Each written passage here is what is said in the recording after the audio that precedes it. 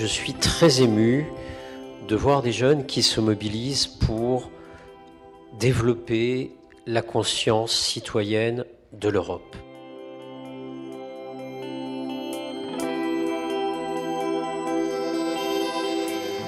Notre projet, c'est de parler des guerres balkaniques de 1914 à 2014. On réalise un film documentaire, historique et pédagogique.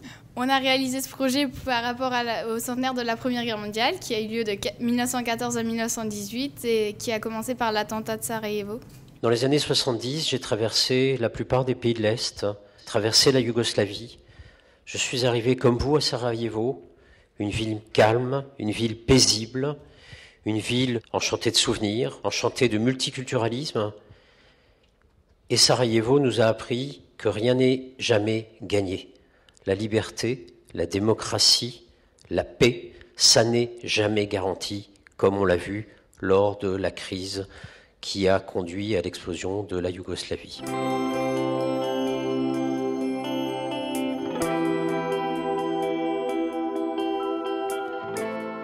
L'intérêt du projet, c'est que le film soit réalisé de A à Z et monté par des élèves à destination d'élèves.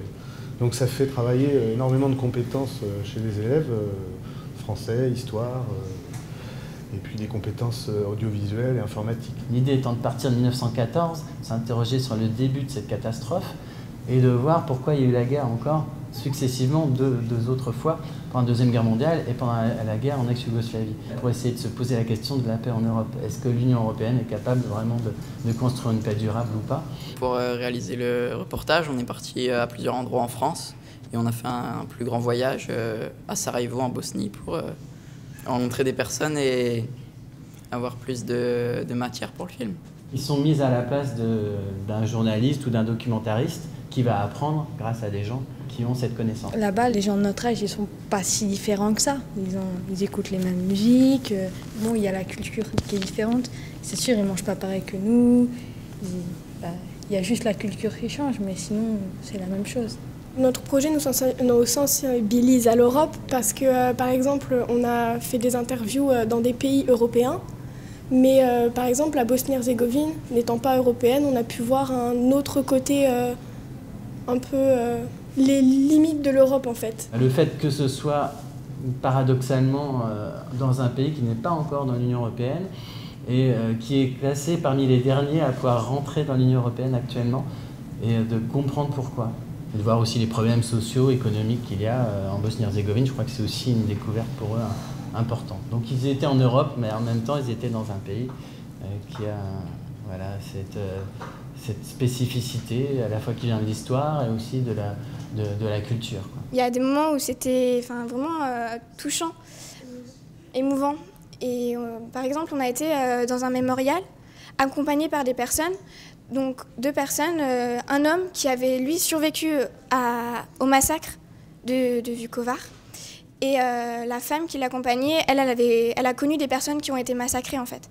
Donc c'est vrai que c'est très émouvant de se retrouver là avec ces personnes à cet endroit-là. Dernière chose justement avec l'échange allemand, c'était de pouvoir se dire c'est formidable quand même ce qu'on a réussi à construire dans la réconciliation franco-allemande. Donc on a eu l'idée de retrouver les Allemands à Verdun, à Douaumont, au milieu des Croix Blanches et de l'ossuaire, pour se souvenir que c'est extrêmement important et que c'est une chance quoi, de pouvoir rigoler ensemble, faire des fêtes, de se retrouver tous les ans. Et que ça, c'est pas encore possible justement entre Croates, Serbes et Bosniaques pour l'instant. Au contraire, pour l'instant, on est dans une transmission de la, si ce n'est de la violence, en tout cas d'une grande divergence, quoi. Chaque pays a le droit à rentrer en Europe. Après, c'est vrai qu'il y a beaucoup de contraintes, mais je pense que, par exemple, la Bosnie-Herzégovine pourrait rentrer en Europe. Dobar dan!